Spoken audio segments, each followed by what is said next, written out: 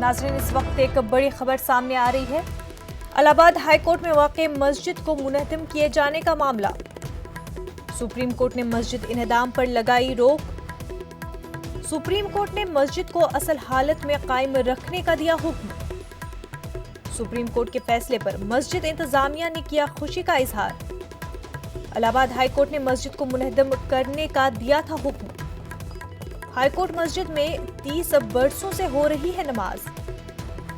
मस्जिद इंतजामिया ने हाईकोर्ट के फैसले को सुप्रीम कोर्ट में किया था चैलेंज। नाज़रीन, आपको बता दें, इलाहाबाद हाईकोर्ट में वाक़ मस्जिद को मुनहदम किए जाने का मामला है ये। सुप्रीम कोर्ट ने मस्जिद इन्हदाम करने पर रोक लगा दी है। सुप्रीम कोर्ट ने मस्जिद को असल हालत में कायम रखने का हुक्म दिया है। आपको बता दें, सुप्रीम कोर्ट के फैसले पर मस्जिद इंतजामिया ने खुशी का इजहार किया है। इलाहाबाद हाईकोर्ट ने मस्जिद को मुनहदम करने का हुक्म दिया था। हाईकोर्ट मस्जिद में 30 बरसों से नमाज अदा हो रही है। मस्जिद इंतजामिया ने हाईकोर्ट के इस फैसले को सुप्रीम कोर्ट में चैलेंज किया था और आज सुप्रीम कोर्ट ने मस्जिद को असल हालत में कायम रखने का हुक्म जारी किया है।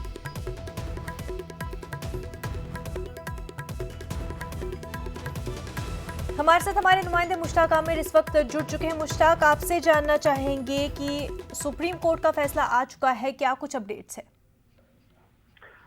मुनज़्ज़ा, इलाहाबाद हाई कोर्ट के अहाते में एक मस्जिद है जहां इलाहाबाद हाई कोर्ट से वाबिस्ता वकला, अहलकार, अफसरान और वहाँ के मुलाजमीन नमाज पढ़ते हैं और बाकायदा 5 वक्त की नमाज होती है। और ये मस्जिद में जो नमाज हो रही है, यानी पब्लिक मस्जिद का जो स्टेटस है वो पिछले 30 सालों से इसको मिला हुआ है। और इस मस्जिद का जो इंदराज है वो सुन्नी सेंट्रल वक्फ बोर्ड में भी दर्ज है ये मस्जिद। तो एक PIL दाखिल की गई थी पिछले साल, जिसमें ये कहा गया था कि किसी सरकारी जमीन पर या सरकारी अहाते में कोई इबादत गाह नहीं हो सकती, लिहाजा इस मस्जिद को मुनहदम किया जाए। तो काफी लंबी इस पर समाज चली और आखिरकार उस पर ये इलाहाबाद हाईकोर्ट ने फैसला दिया कि इस मस्जिद को मुनहदम कर दिया जाए और 3 महीने का वक्त दिया कि इंतजामिया को 3 महीने के अंदर इस मस्जिद को मुनहदम करा के वो उसको रिपोर्ट करे।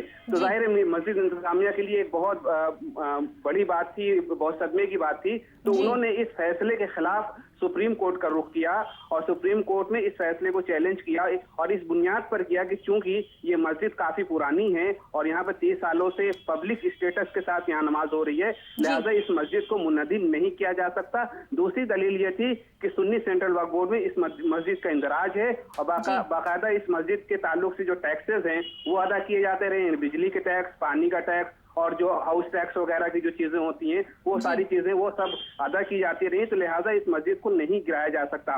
तो सुप्रीम कोर्ट ने ये बात कही कि इलाहाबाद हाई कोर्ट इंतजामिया और मस्जिद इंतजामिया मिल बैठ के इस मामले में कोई आपसी समझौता कर ले।